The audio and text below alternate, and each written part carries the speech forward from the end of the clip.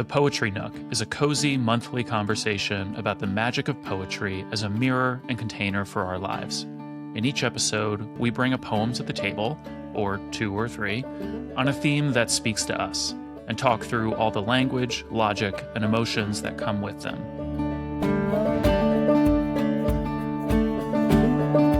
I'm Charlie Hunt. And I am Analia Gomez Vidal. Welcome to the Poetry Nook.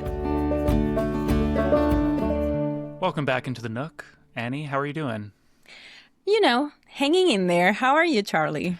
I'm fine. I'm trudging through the wildfire smoke out here in Idaho. I know we weren't alone this year, so but luckily we have some poetry to help us sift through the smoke and try to see some truth in the matter. Typically we have a theme. We will, last month we did the theme of one of our seasonal themes of summer. We've done, we've done music, we've done other themes, and this month, either because we wanted to change or possibly because we're just really lazy, the theme this month is just miscellaneous. Anything goes. We just sort of picked poems, I think, kind of out of the blue here. But as usual, Annie, I'm confident we will find some lovely connections between them. So I'm excited to dive into the unknown with you once again. I am too, and I will give us a little bit more credit. So it could have been because we didn't really land on a theme that organically came out. But also we have noticed that trend that even when we have bigger themes, we still find connections throughout. And so this was a little bit of a miscellaneous approach to experiment further with this. And I will say from like the early inklings of our poems, I think that we're onto something. But we will see how this unfolds. Let's find out. I believe you're going to start us off here with a poem, and then we'll just we'll take it from there. We'll wing it. Yes. What do you got for us? So today I'm bringing a couple of poems from Konstantin Kabafi. This is a book that I actually got for Christmas, just like a side shout out to People's Book in Tacoma, and Jacob, who played a little bit of Secret Santa with me in picking this book.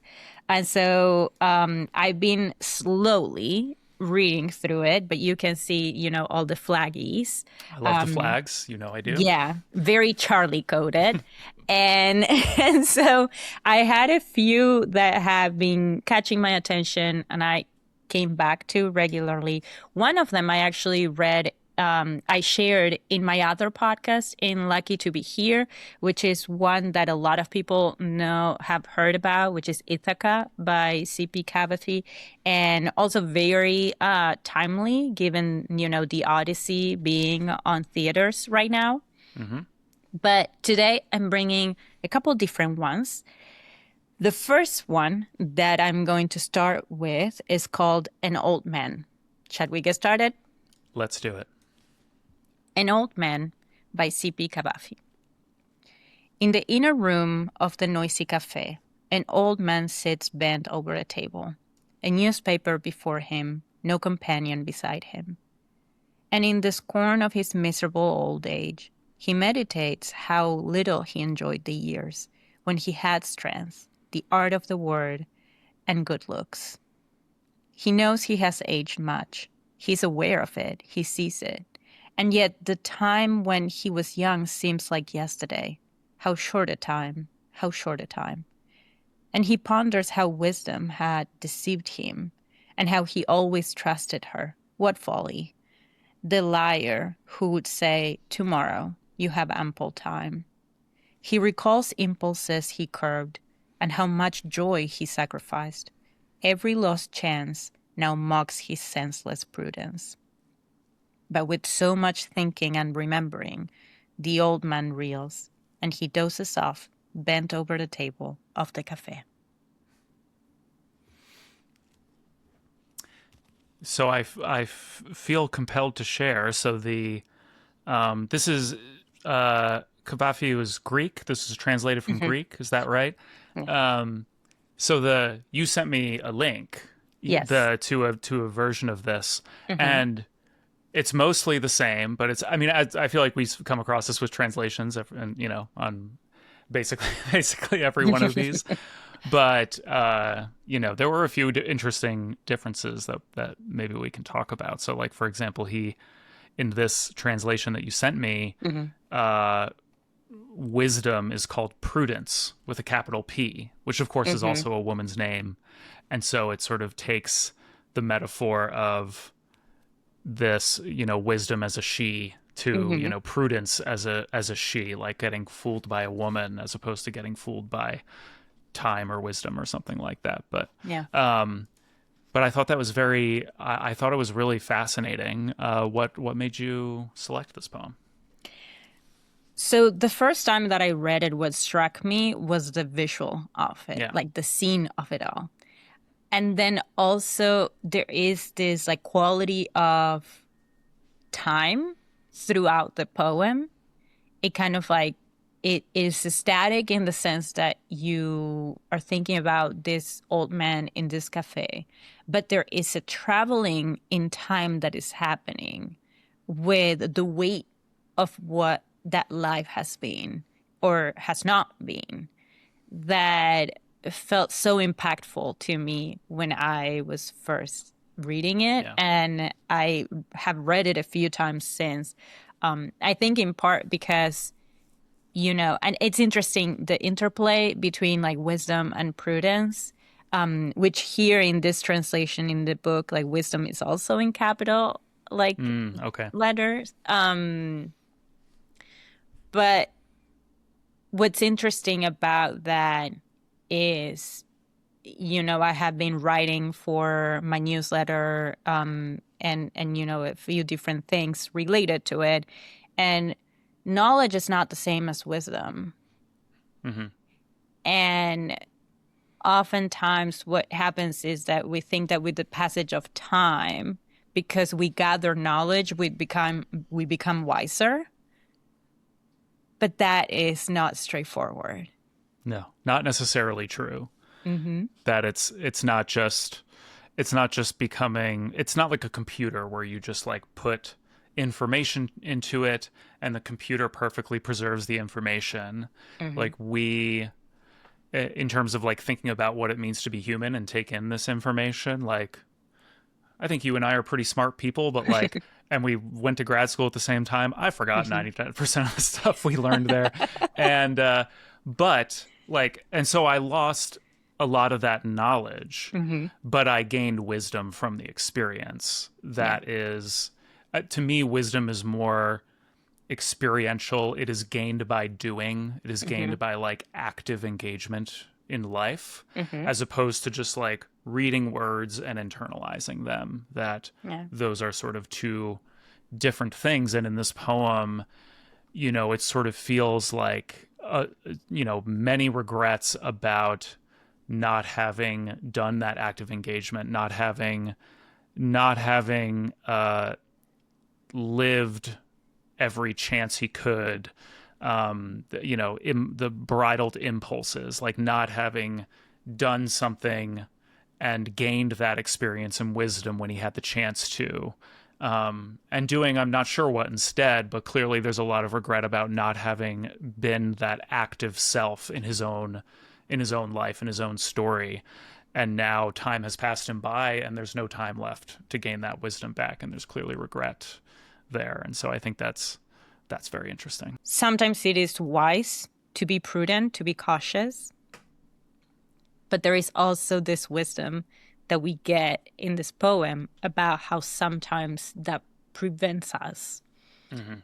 from really experiencing life the way that we would have otherwise. Yeah. And I consider myself a pretty prudent person with a, with a knack for throwing myself into like very non-prudent situations. But there is wisdom, right, that comes from that. And I think that there is that interplay that is at the core of the poem of how to balance that in a way that leaves you feeling fulfilled by the time that you bend over the cafe table. Yes. Yeah, I mean, because in some ways the poem comes across as like, a guy who has lived so cautiously that he hasn't done anything, that he Mm-hmm. hasn't experienced anything. But, I'm sure there's another version of this poem where, someone has indulged in every impulse, done every, like, listened to their wildest imagination every time, and it lands them into all sorts of trouble. And then they're like, penniless in the street or something, or maybe Yes. falling asleep in exhaustion on a cafe table. But it's a balance that seems to have eluded him. I mean, the like in the version that you sent me, it says, when he thinks of prudence, how it fooled him, how he always believed, what madness, that cheat who said tomorrow you have plenty of time. Of course, when I heard you say that and when I read it here, all I could Mm-hmm. think of was my constant struggle with procrastination. That I am always that from a work point of view, but also in things in my personal life too. That you put them off. You always think you'll have time, Yeah. but time can't go backward and it can't stand still. And so by the end of your life, there is no time. And so that can be a really debilitating thing. I think Mm-hmm. for a lot of people it is. For me, it is sometimes where I have like major regrets about, procrastinating or like not getting done something I want to get done and like holding myself to such a high standard. But it's not always so straightforward. And there is this Yeah. balance we need to strike. And there is also, the question that comes to my mind as we're talking about this is, a question that we are not strangers to, that we have definitely like covered over time, which is like, what is a life well lived, right? Mm-hmm. Because there is something to be said about, on one hand, like you don't want to procrastinate or like feel like you're wasting time, but also there is so much that is worth doing and living for that also requires a lot of like time and Mm-hmm. patience and nurturing, right? And then, especially, I kind of like was facetious about, the caution and non-caution earlier, but the reality is like so much of what I have experienced and built over time has required me to kind of like sit in that discomfort of, am I wasted time? I just need to trust myself in this, Yeah. with no guarantees, right? And that is true for anything that we're excited about, whether that is, like a project, a business, a relationship, like so much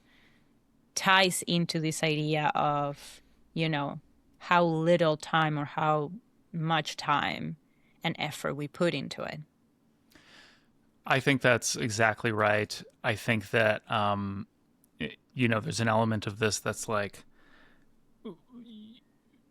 part of why when I feel this kind of regret Mm-hmm. about being too cautious or not taking a big leap or even just wasting time generally, I at least hope that it's coming from this place of I'm really upset about this because I wasted part of my life and life is so precious Mm-hmm. that it's this precious resource that I've wasted. I hope it's I hope that's the reason I feel the way I do, not that it's just like typical self-loathing, which I'm sure is also in there too. But um but you can imagine like if there's like this tiniest silver lining here to like the character in this poem, I wonder if it's like he's really regretful and sees the beauty of what life could have been and recognizes the incredible gift that a life is. That like that's why he is feeling all this regret, and Mm-hmm. it probably doesn't make it any easier to bear, but it is sort of it's not all sad. In a way it's like a sad acknowledgement of how beautiful Mm-hmm. life is and how much potential there is in life, that there's Yeah. more than we could ever imagine, and that like I don't know, it's all I don't know. There's more I could say about it, but I want you to jump in too. It's a reckoning, Yeah. right?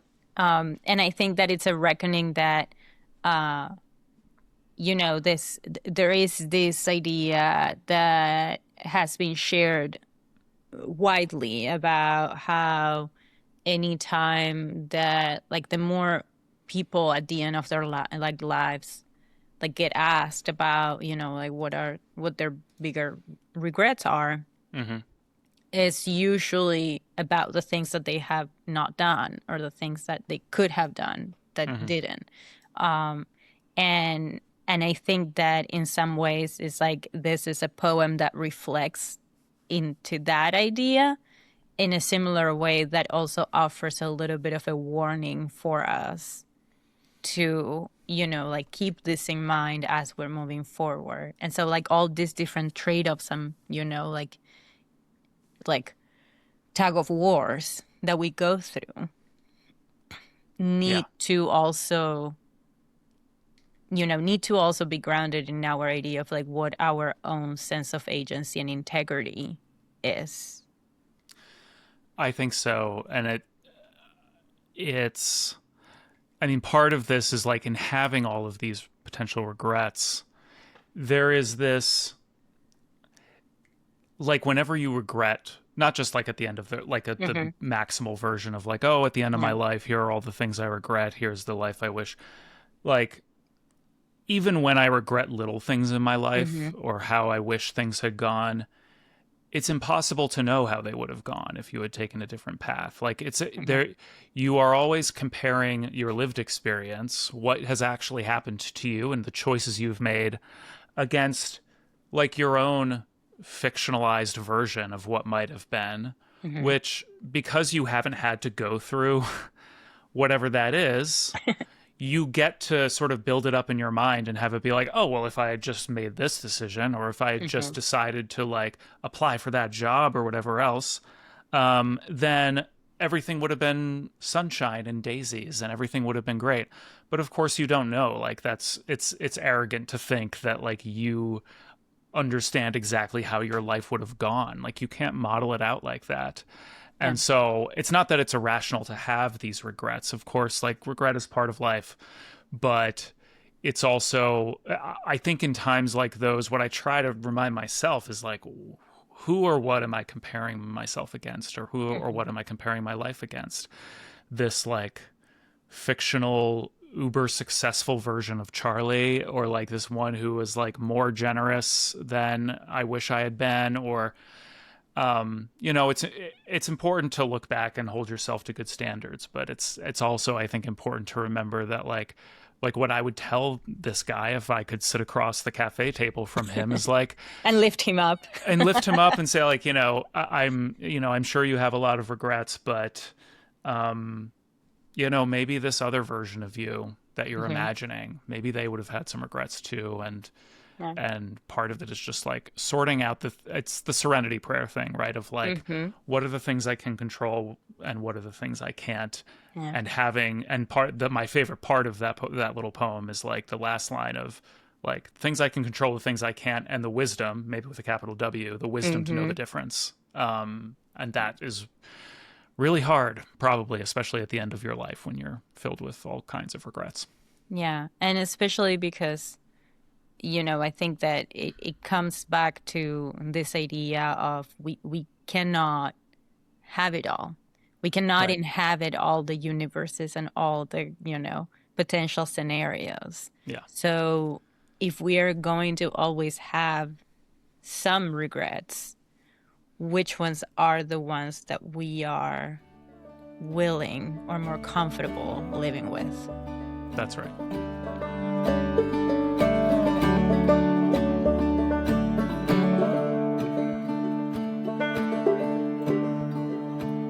I briefly had a chance to look at your second poem, as we Mm-hmm. were talking, and I think it dovetails in nicely with a lot of what we've been saying. So, do you want to Mm-hmm. just take us away again with another Cavafy poem? Sounds good. So the second poem, very related to this conversation, is also by Constantine P. Cavafy. This is As Much as You Can. As Much as You Can by C.P. Cavafy. And if you cannot make your life as you want it, at least try this as much as you can. Do not disgrace it in the crowding contact with the world, in the many movements and all the talk. Do not disgrace it by taking it, dragging it around often and exposing it to the daily folly of relationships and associations till it becomes like an alien, burdensome life. Very interesting. There is a theme. There is. There is. But I have some thoughts. I might have a beef with this poem. But why don't you tell me why you chose it and where you think it sort of comes in here?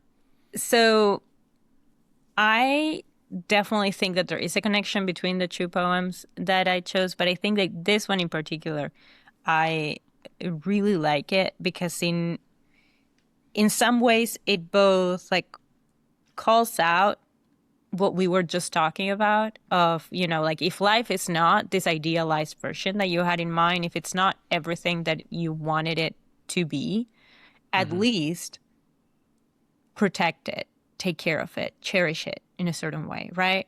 Make sure that even if it is not everything that you dreamed of, there is still a sense of ownership and care over it. It's the one that you've got, right? It's the one that you have. You can't have any other. Yeah. And then I think, as I was reading it out loud just now, I think it also connects in some ways to the times we're in. In the sense that I can see a thread of a poem like this one calling out a lot of what we were just saying about, like you were saying, it's like, what is the version of success that I'm comparing this to? What is the version that I am, using as a reference point? And at a moment in time like this one, we are constantly bombarded by so many different reference points that in some ways, the more we look outward for that, the harder it is to really see and understand what our sense of what this one life that we have and want looks like. Right. So this idea that like we by listening too much to what everybody else thinks or what not for Cavafy. I'm not sure exactly when he wrote, but I'm pretty sure it was pre-internet. But like listening to what the internet is saying and all these things, and like there's more of a risk that you will conform to some flattened, generalized, maybe boring version of what life should be or what life should look like, rather than listening to whatever you would call it, your sort of intuition or your authentic voice or whatever it might be that arises from your own experience. And I that totally resonates with me. I do wonder if there is, again, kind of a balance that can be struck between, like we had a conversation in one of our recent episodes. I forget which poem it was for, but we were talking about introversion and extroversion and like the effects of the pandemic, and I was talking about how like the pandemic had basically made me an extrovert, and now I like crave social time and time with other people and experience with other people much more so than I did before. And as you were reading this poem to me and I was reading my translation here, it was sort of striking me as like, well, hang on a second, I don't want us to like totally revert into our own shells and just try to imagine our own world or like come up with our own personal experience that that doesn't have that contact with the world or activity and talk or whatever, or however he says it, or social events and parties. Like, I like social events and parties, and by the way, those inform my experience too, and other people make me who I am.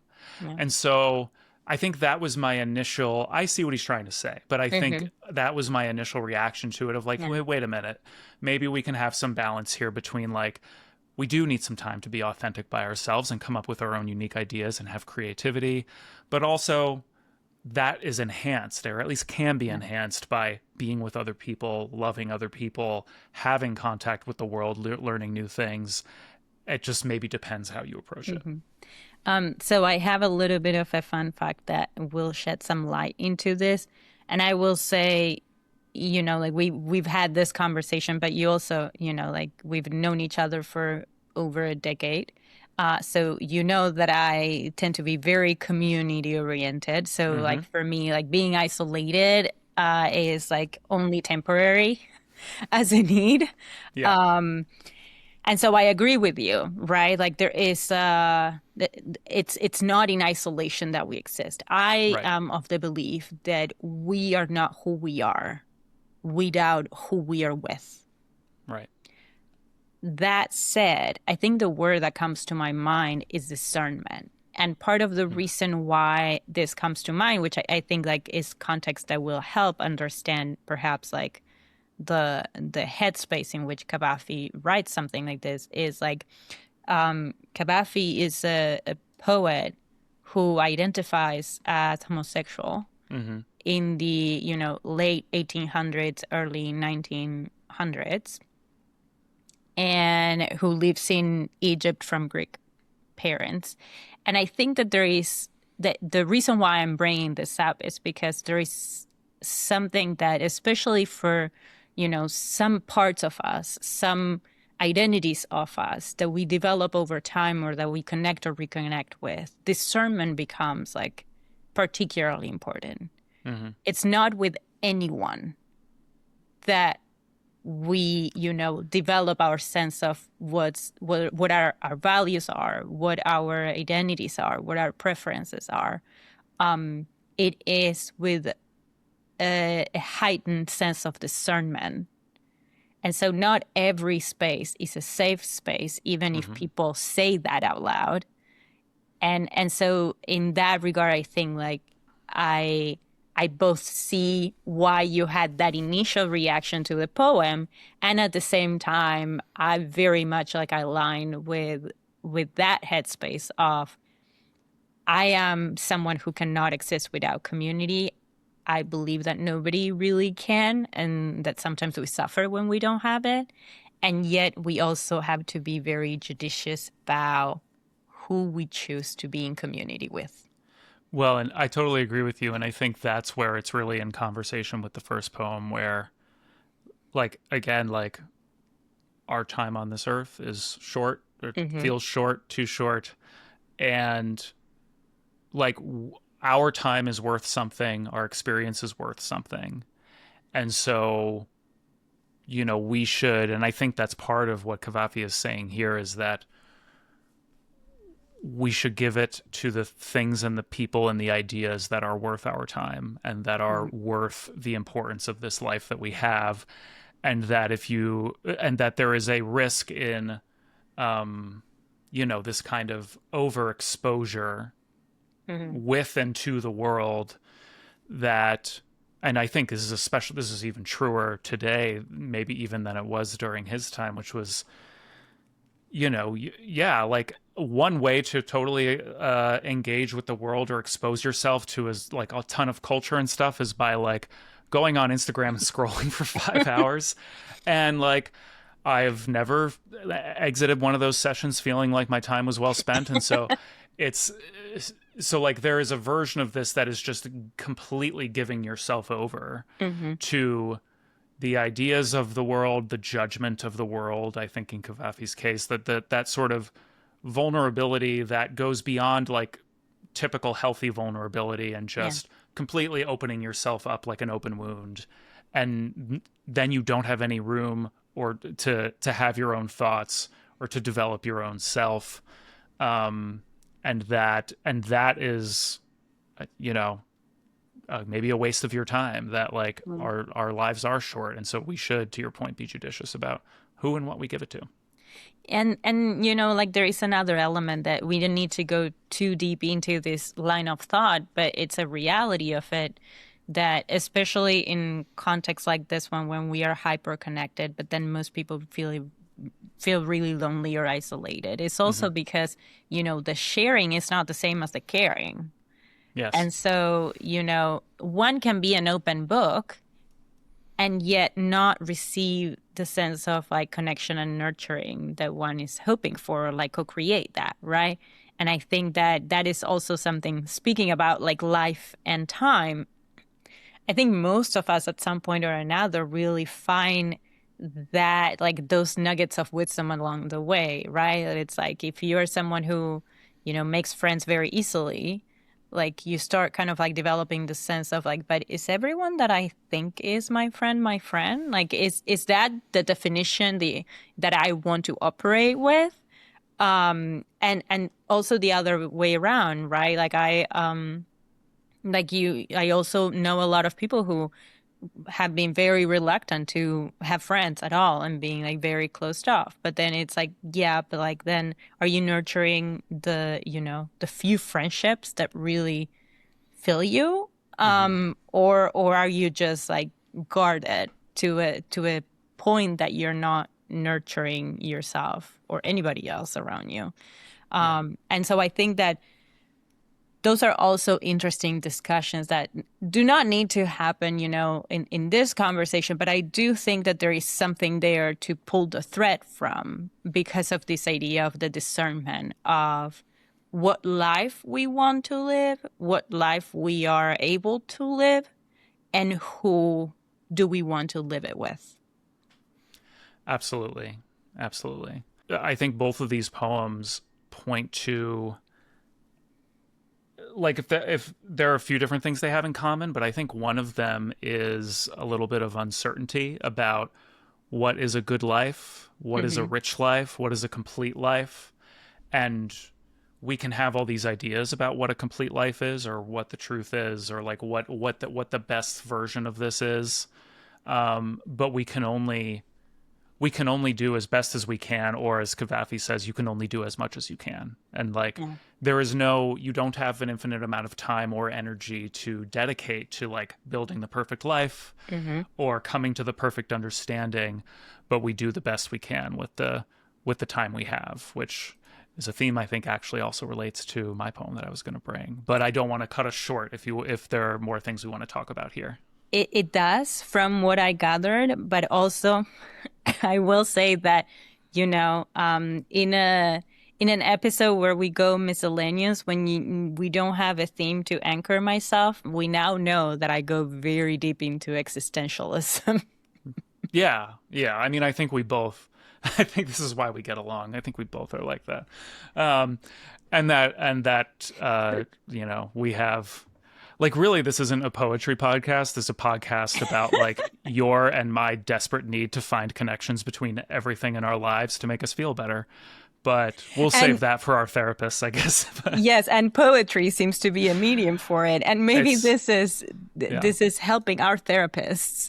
Yes, yeah, we should like really parallel. Just send this directly to our therapists to give them more context.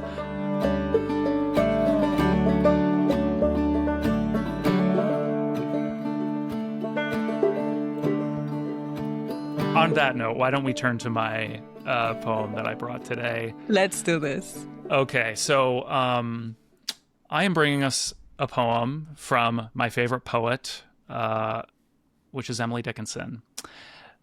Emily Dickinson is an American poet wrote as a young girl around the time of the Civil War. She's from New England. I feel a lot of intense relatability with her, in part because we have the same birthday, me and Emily. And so when December rolls around, I reserve the right to do another Emily Dickinson poem. Fair. It's for when my birthday is. I feel like a lot of the poets, at least I've chosen so far for this show, have been more modern poets. We haven't done a lot of sort of classical ones. And so we're going to go all the way back here with Emily.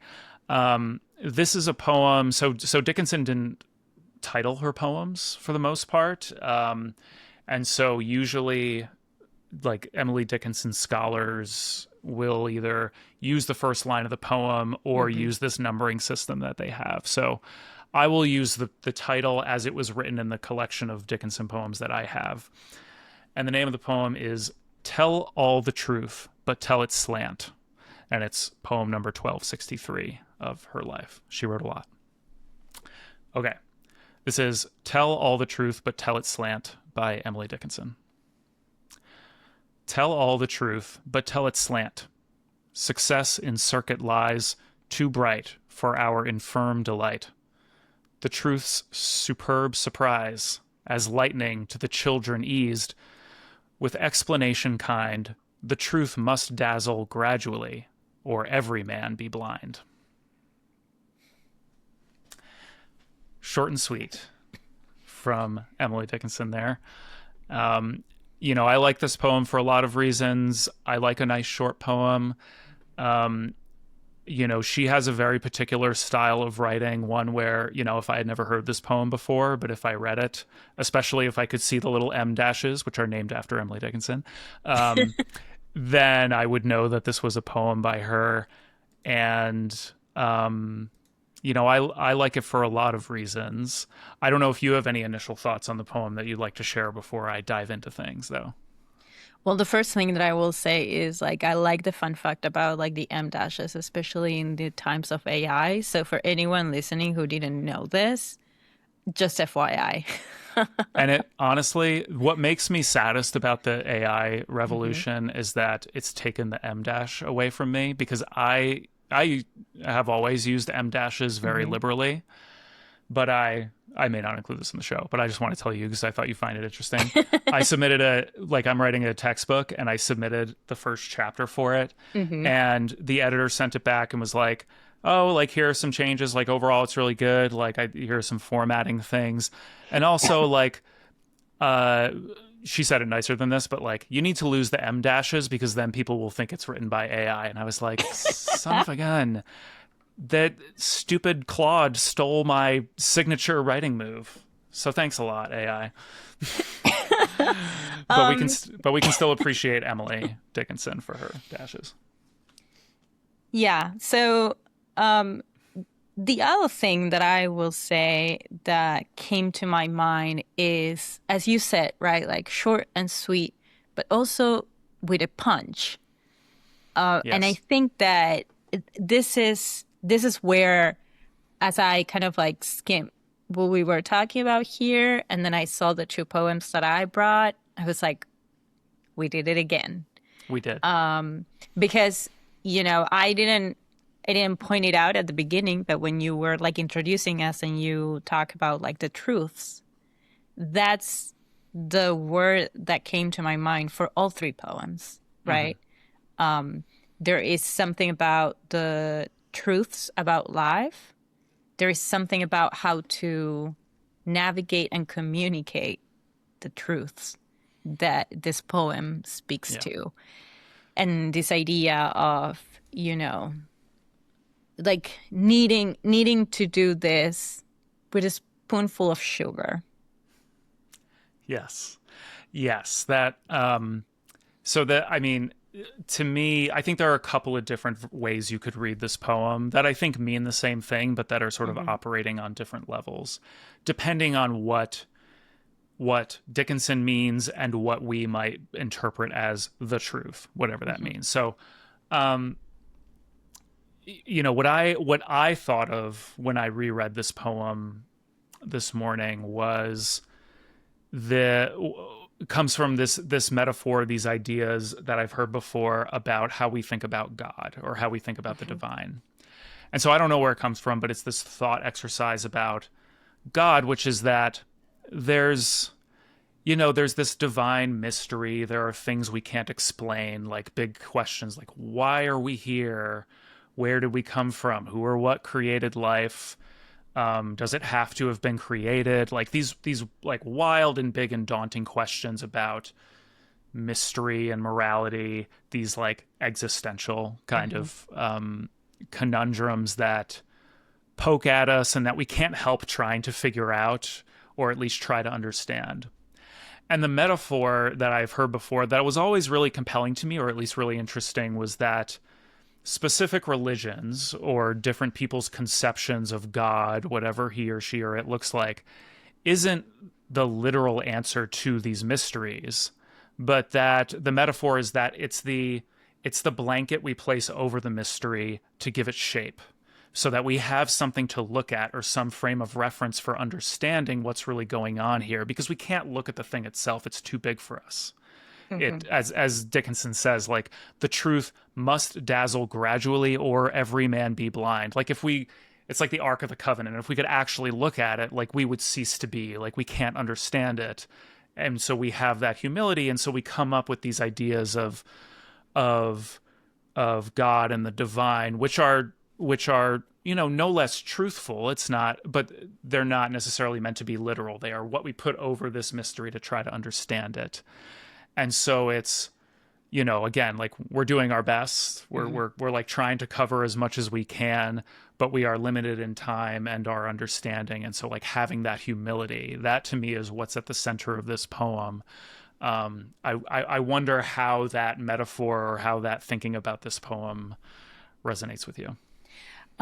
It does. And also what I will say is it's interesting that you mentioned that, about religion. So there is actually an episode in a series of interviews that Joseph Campbell did, kind of like talking about mythology. And one of those episodes, I legitimately have been studying it because so much of like the kind of like framework and reference points that I use in my work is mythology and stories. And there is one specific episode about religion where he brings this up and basically says, like, religion and like religious stories cannot be understood literally. Mm-hmm. Like, they are mythology that we use to really understand our experience, our human experience, and to connect with something that sometimes is bigger than what words can, like, convey. Mm-hmm.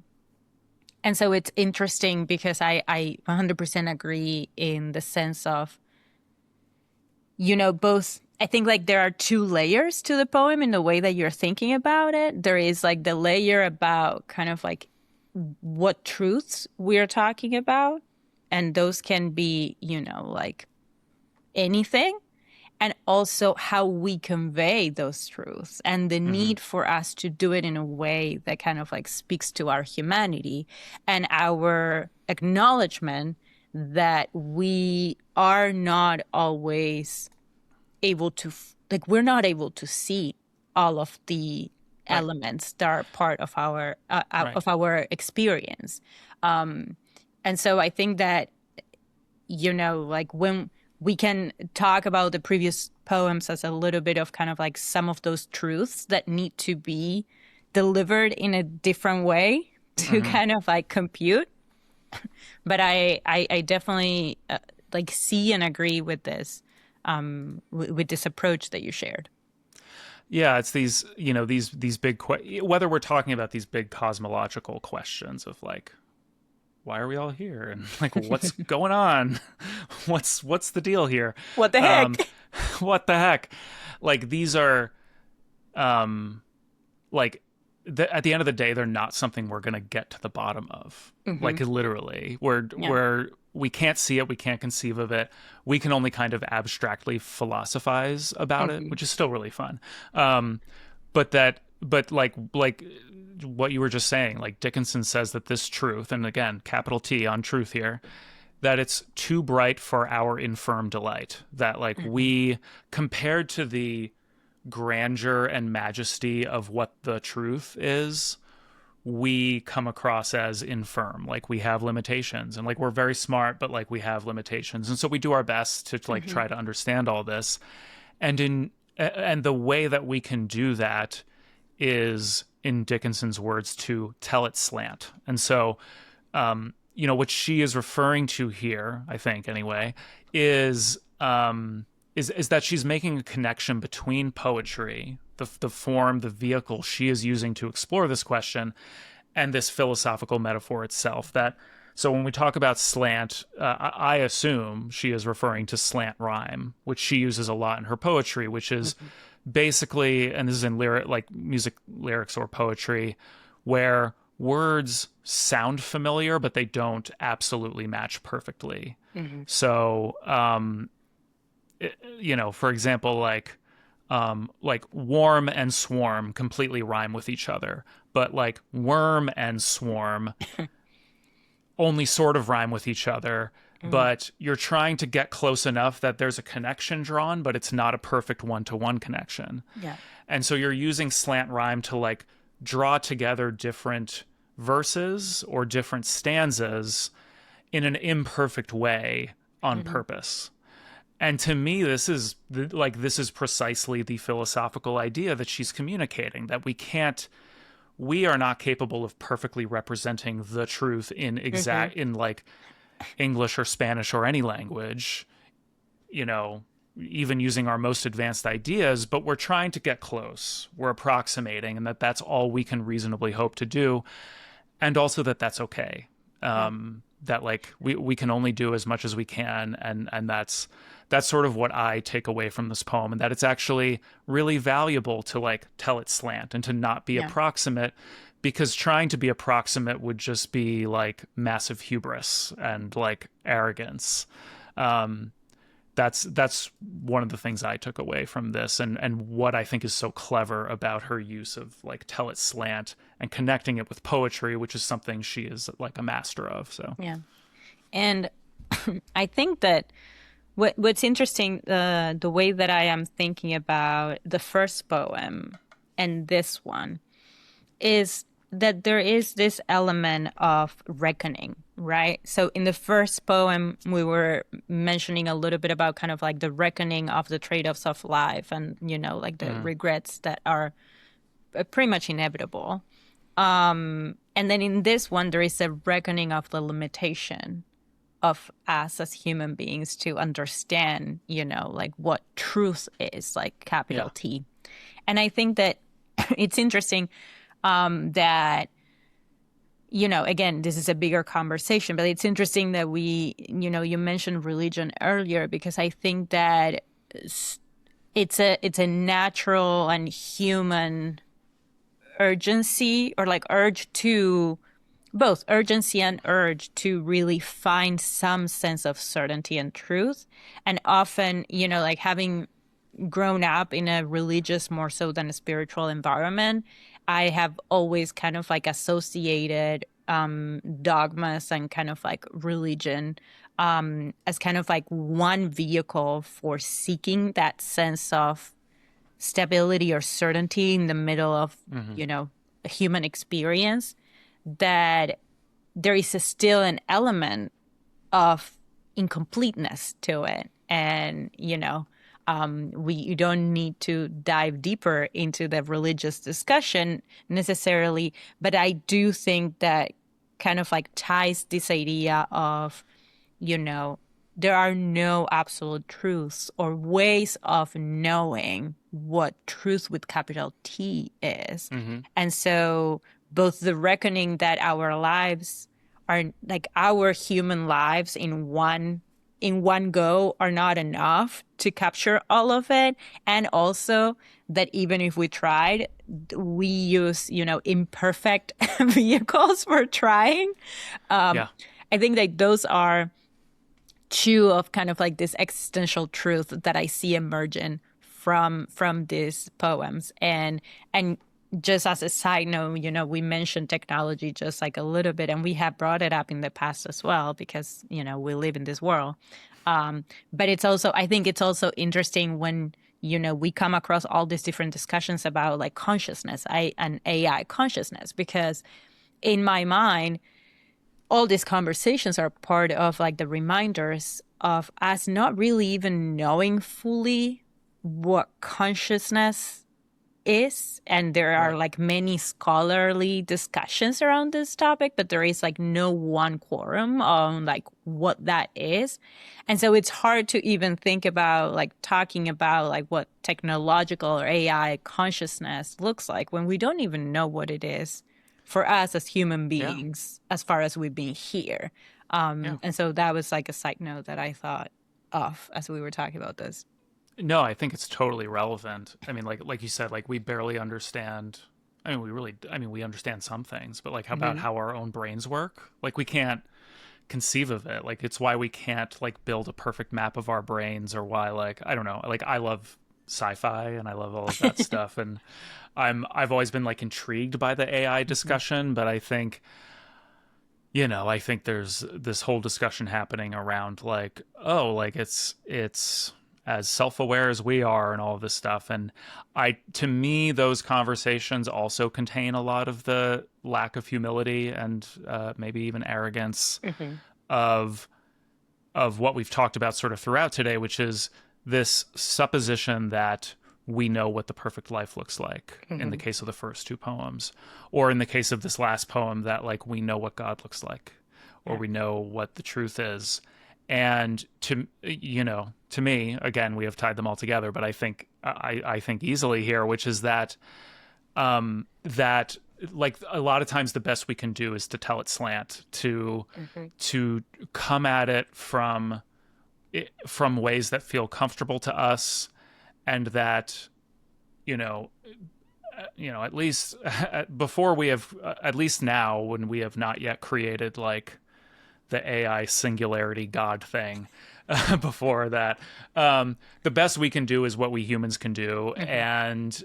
and that is definitionally imperfect. It is not approximate. It is, we are trying to do this balance between different ways of living. And it's not like there is, like, you and I work with data, Mm-hmm. and we're data scientists to some extent. And we get a lot of satisfaction when we like put together a really good model with like Yeah. a lot of really good variables. But even when we do that, we have not perfectly approximated whatever phenomenon we're looking at. In fact, the reviews that come back from the journals emphatically tell me that I have not done that. But again, like, as we are doing the best we can, we're finding like these substitute measures that get close to what we're actually trying to measure. And I think a lot of times, and this is a whole sort of tech culture side thing that maybe we can get at another time, but there seems to be this attitude of like, oh, everything can be modeled, and like everything can be figured out, and we just have to give me $20 million and we will figure everything out. And I think, I mean, I appreciate that people have a zest for life, that they want to Mm-hmm. do that, but I think I'm kind of repulsed by it and find it really arrogant to think that we can find God in any way other than trying to like tell it slant, as Emily says. So, I'll tell a brief like story that will paint a little bit of one of the arcs of my life, but especially professionally. Mm. But I was actually sharing this story, I think last week, of how as a student in economics, I started becoming very interested in, we were talking about like utility functions and preferences. And so I was interested in kind of like, well, what happens when, like humans violate those assumptions? Because they do. Like that happens all the time. And I remember asking one of my my intro to micro professors. It's like, so what happens when these assumptions about the utility function are violated? And their response was, that doesn't exist. That's not, like, it was so dismissive that it stuck with me after 20 years. And the reason why is because, not surprisingly, you've seen, me looking for other answers in other disciplines. And I went back to working in a, like an economics environment, in a tech environment, but it has never really resonated with me the way in which, especially, like in certain areas or in certain fields, we basically put the model or the tools in pedestals over the, other elements that have to accompany our understanding of the world.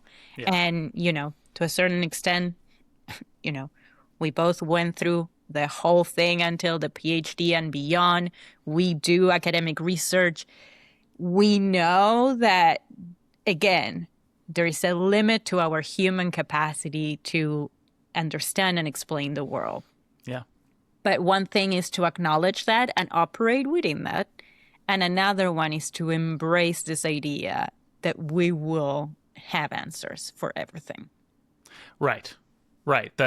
And again, I think there's balance here. Like I'm a scientist. Like I make my living and get a lot of my professional joy out of trying to find answers to questions. Like the lesson from this is not like, oh, everything's uncertain, and so we should just live. We should just bathe in uncertainty and never. We're not going like the nihilistic way. No, we should never try to figure anything out or try to advance as a, but like surely we can find. Maybe this is just I love compromise and I hate conflict, so maybe I just always want to like find the middle ground here, but I think we can do both. I think we can genuinely and curiously ask big questions about ourselves, about what life looks like, about who God is, about what the universe looks like, all these things, and genuinely try to arrive at an answer, and then also have an equal dose of humility about what it really means. Because, I mean, being a scientist also means being prepared to be proven wrong in 10 years or 15 years. And I think a lot of people, especially who aren't scientists, who like look at scientists, they sort of forget that other half of the equation. And even some scientists forget that other half of the equation. And also, so I think that's like all of the speakers, I feel like, in these poems are trying to arrive at some truth, but they also are reckoning, to use your word, with the underlying actual truth, which is that we can only do as much as we can do. Yeah. And it doesn't mean we shouldn't do anything, but it does mean that we can have a little humility, which is hard. Also, just like a small shout out to the academic publishing process that determines why you said like 5 to 10 to 15 years. Yeah. Part of the trade. Yes, it could be a little slow. Well, Annie, we have done it. We have done it again. I trusted in us. I knew we would. Trust the process. Always trust the process on the Poetry Nook. Thank you for joining me yet again and bringing 2 excellent poems, and for indulging my love of Emily Dickinson. I appreciate it. Thank you to you. And also maybe next time we will find a different theme that has more levity to it. Yes. Yeah. We can't go this deep every single time.